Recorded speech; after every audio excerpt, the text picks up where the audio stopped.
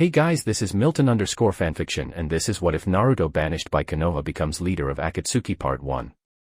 Before we start, please do consider subscribing to this channel and turn that bell notification for new uploads, give this video a thumbs up and comment down below for any suggestions. Anyways, let's begin. Chapter 1. Broken Beyond Repair.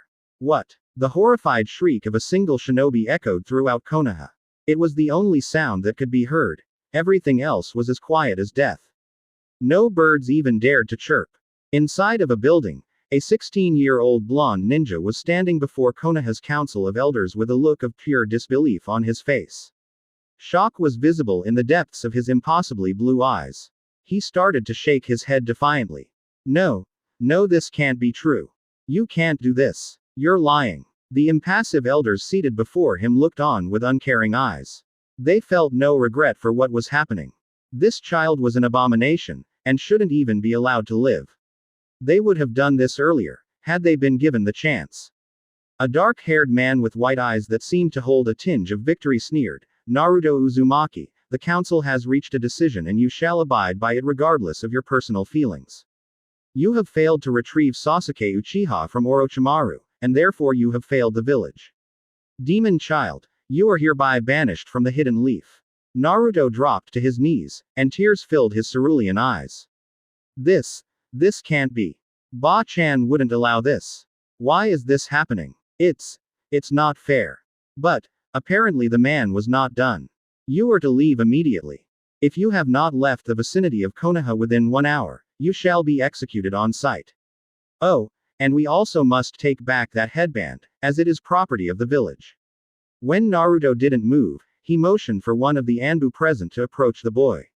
The Anbu appeared in front of him, and in one swift motion, pulled the headband off of Naruto's forehead. It was in that moment that something snapped inside of the blonde. The thing that he treasured most, his village, was being taken from him. And with the village, went his friends. All of his precious people would be gone.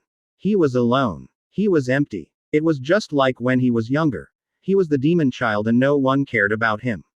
Naruto got up, silently, and took a step towards the head council member. His bangs hid his eyes from view and immersed them in shadow. Hiashi Hyuga, sensing a change in the atmosphere, looked towards the banished boy. And then, something unexpected happened. Something none of the elders could have predicted. This boy, after all, had loved the village, no matter what they threw at him. No matter how badly they treated him. They didn't expect it to change even now. Unfortunately for them, it did. Naruto suddenly looked up at the Hyuga clan head, meeting his gaze with a fierce glare. The normally indifferent man gasped. He was no longer looking into the eyes of Naruto Uzumaki. He was now looking at the cruel, blood-red eyes of a demon. Intakes of breath could be heard all around the room. The boy's pupils were slitted, and only anger was visible within his eyes. The boy's face began to take on a more feral appearance, as his canines sharpened and the strange whisker-like marks on his cheeks darkened. An evil aura began to overtake the room. And then he spoke. "You have just made a horrible mistake." The council could hardly believe that such a demonic voice could come from the blonde that stood in front of them. A few elders shook in their seats from the sheer power of the killing intent. The voice echoed around the room, like a scene right out of a horror movie. "I will make you bastards regret this day.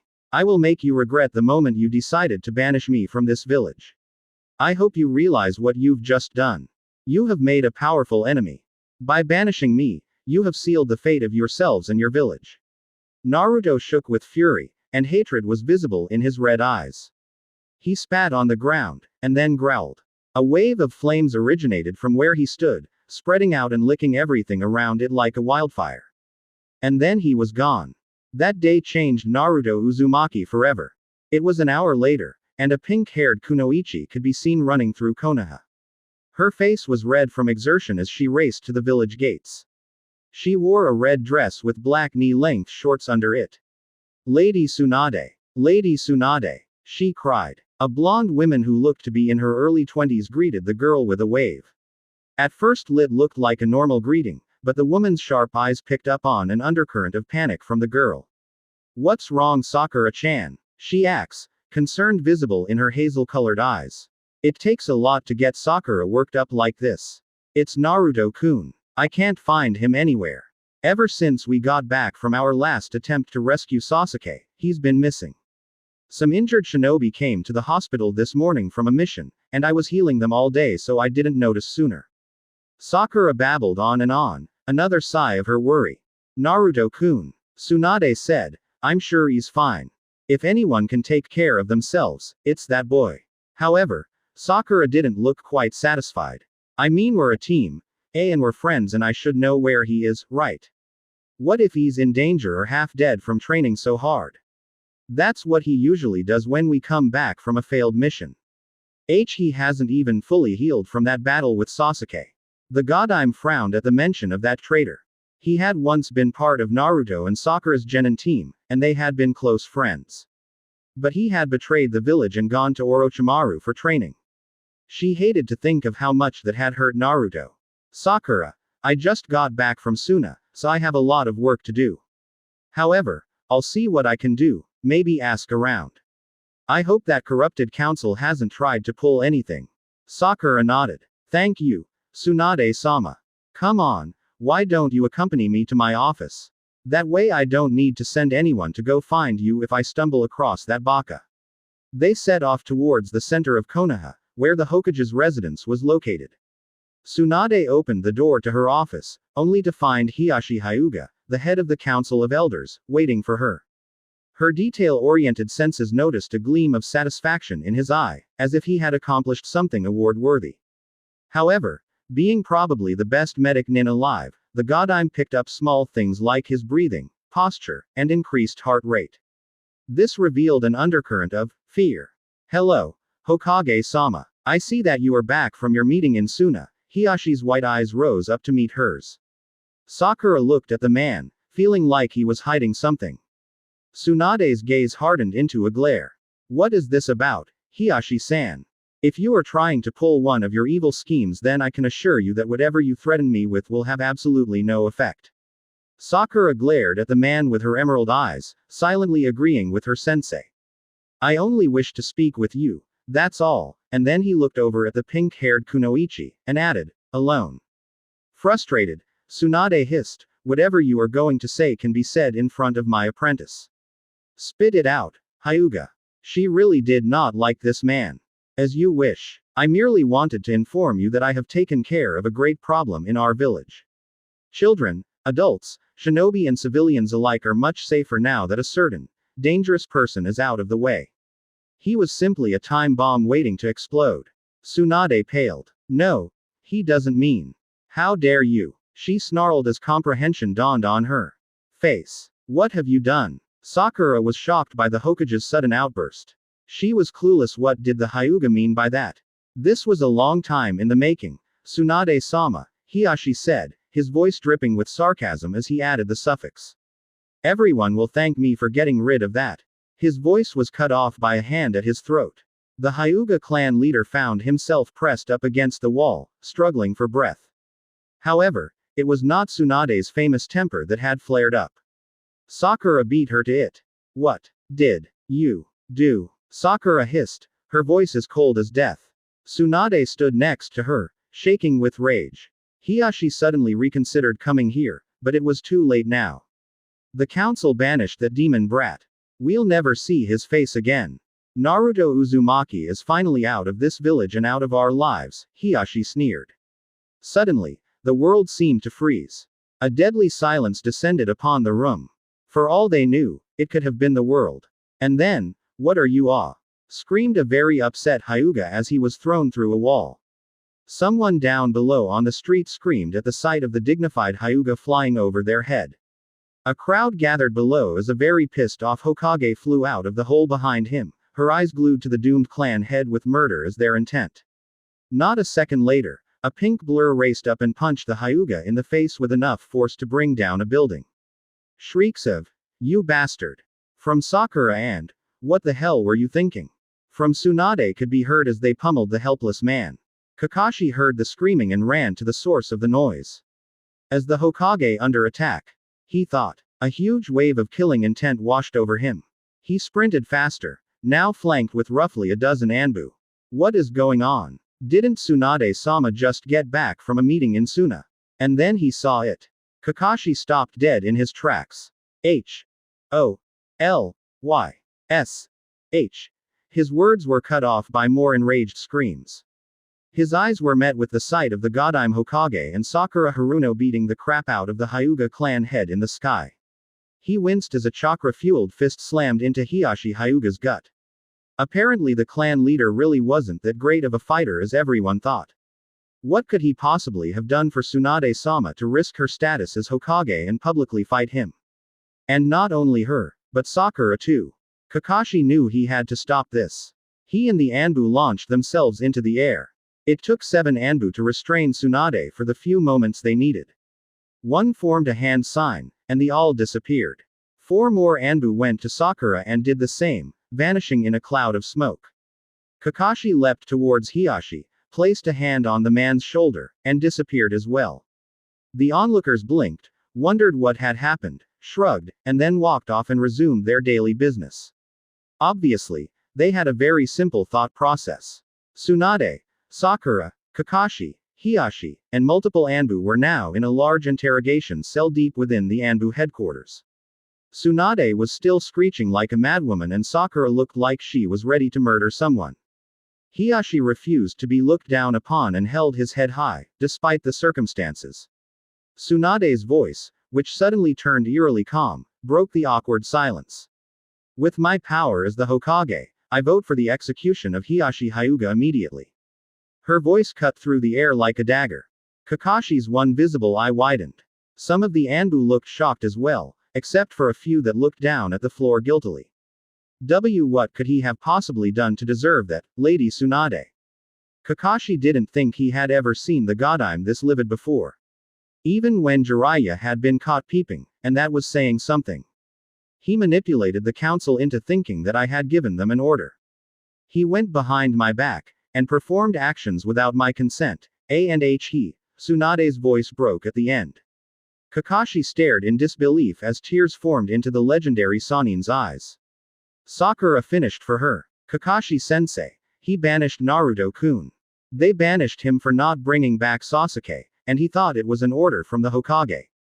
He left this morning. Kakashi. Naruto-kun's gone. This time it was Kakashi who had to be restrained. And just like that, a misunderstanding caused all hell to break loose. But no one would know that for a while. They didn't know what they'd done to him. They didn't know just how hard he would take it, how it would create a hole in his heart that couldn't be healed. What a mistake that was. And the worst part is that they have no idea how far he'll go. And soon, they wouldn't know what hit them. Naruto's hair blew around him, wild and unruly since there was nothing on his forehead to hold it back.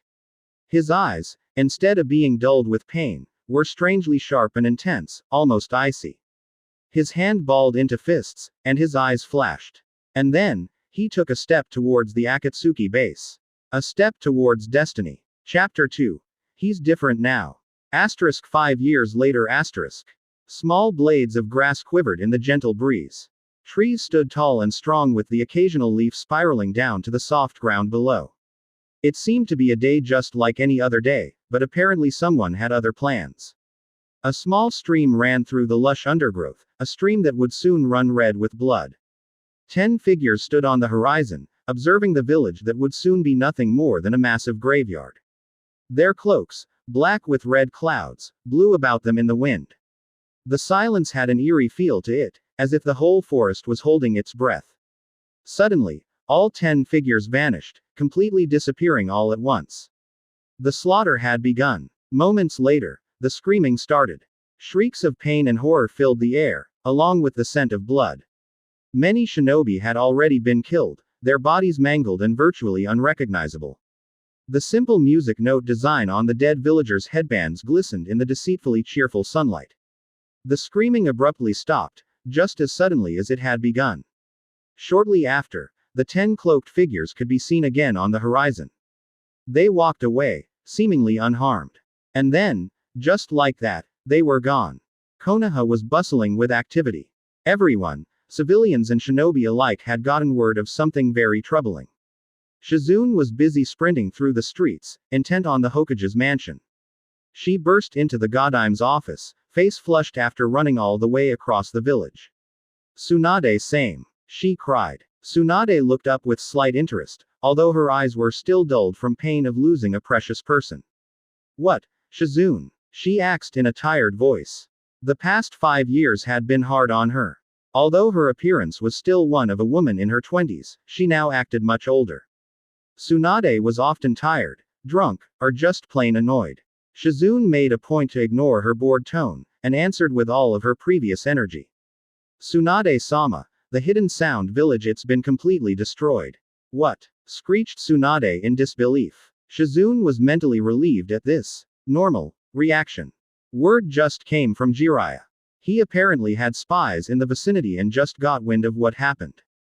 The entire village has been decimated. There are no survivors. One of Jiraiya's men described the streets to have been flooded with blood, the brunette said, breathless. Tsunade's eyes were still wide from the news. The entire village. Was Orochimaru present as well? Was he killed? Shizune shook her head. It is impossible to tell. Bodies are still being identified, although many were mangled beyond recognition. She shuddered. Tsunade nodded. It would have been nice for Konoha's longtime enemy, also her ex-teammate, to have been taken care of, though she didn't want to get her hopes up. Who could have done it? There must have been an army, right?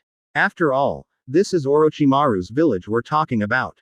They have tons of military strength, the Godime thought out loud. Shizune looked nervous. Under her Hokage's questioning gaze, she answered quietly, and no. What do you mean no? There was no army. Wow. There must have been some seriously skilled shinobi to take down the hidden sound village without anyone knowing. I mean seriously, they killed off every single genin, chunin, junin, and all other ninja without the power of an army. How is that even possible? Tsunade muttered. Shizune started. She was obviously on edge. Did you say something? It was the Akatsuki, Shizune finished quietly.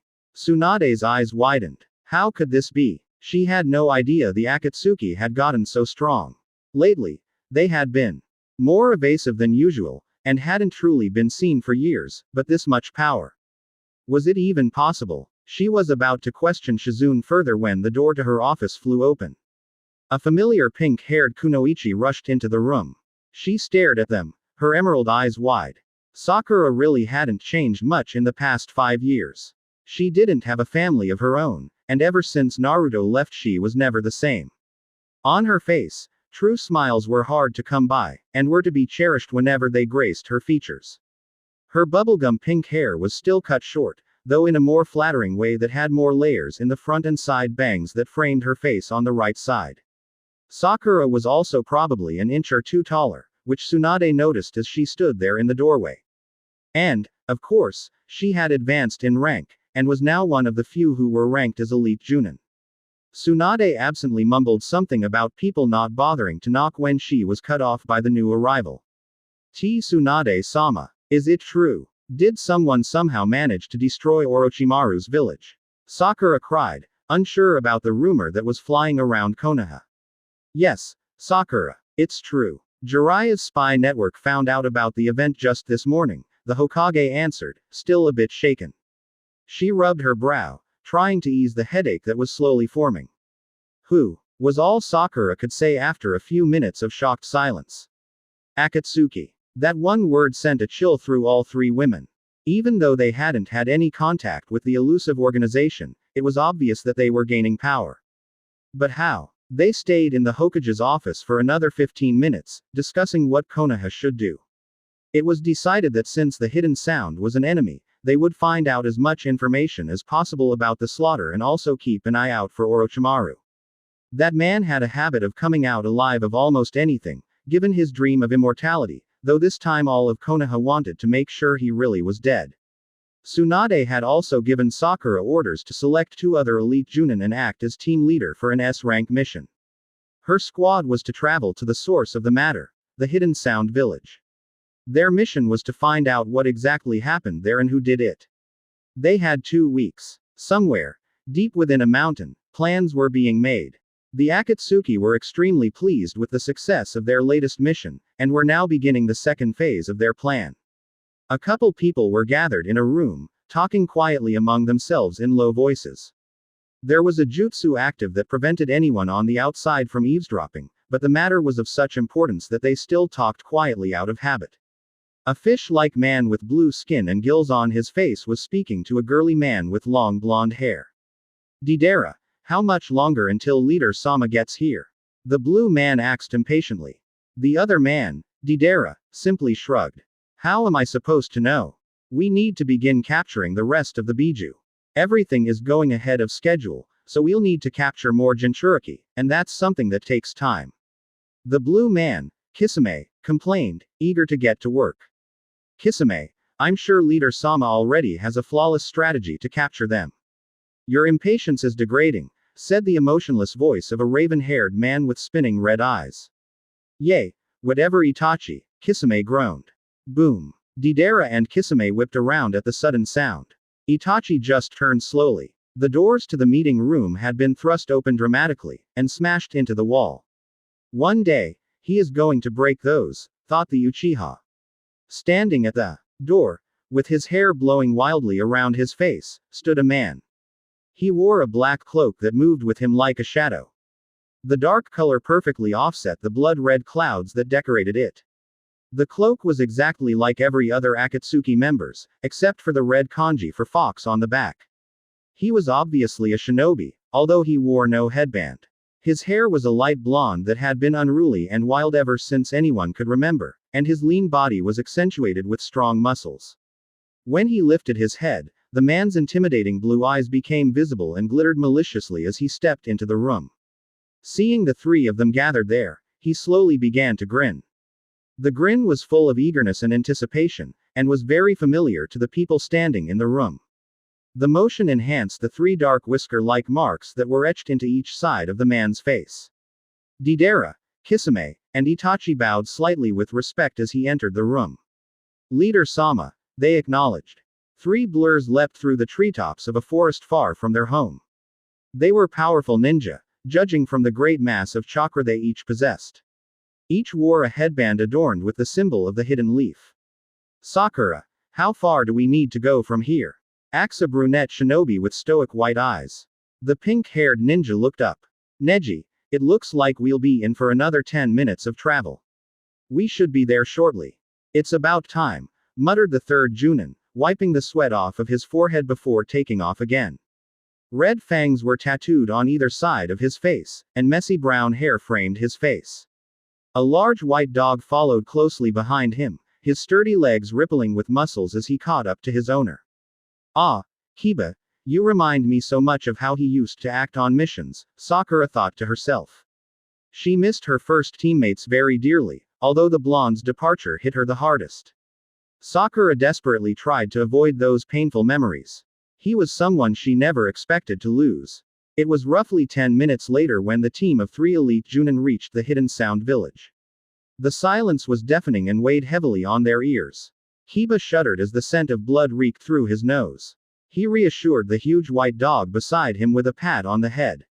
Akamaru whimpered nervously. Kiba was about to say something about the smell when he looked ahead and froze. Seeing his hesitation, Sakura and Neji ran to catch up with their teammate. He had reached the entrance to the village and was standing just above the main gates, feet glued to them with chakra. Kiba. Oh. Sakura cut herself off with a gasp as she surveyed the scene before her. Neji's pale eyes widened, for once a clear display of emotion on his usually indifferent face. Akamaru let out a mournful howl that could be heard for miles around. Before them lay a scene of pure horror. Blood ran through the streets like runoff after a heavy rain. The thick red liquid covered most surfaces. And, much to the team's horror, bodies paved the roads. Dead men, women, and children lay in the midst of it all. Death was everywhere. What could have happened here?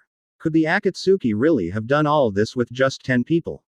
Sakura was in shock. I don't see how it is possible, especially with a village of this caliber. Neji looked away from the slaughtered village before him. Kiba just stood, rooted to the spot, as his eyes took in everything. He suppressed a shudder as the wind blew and another wave of the foul stench of death washed over him. This is horrible.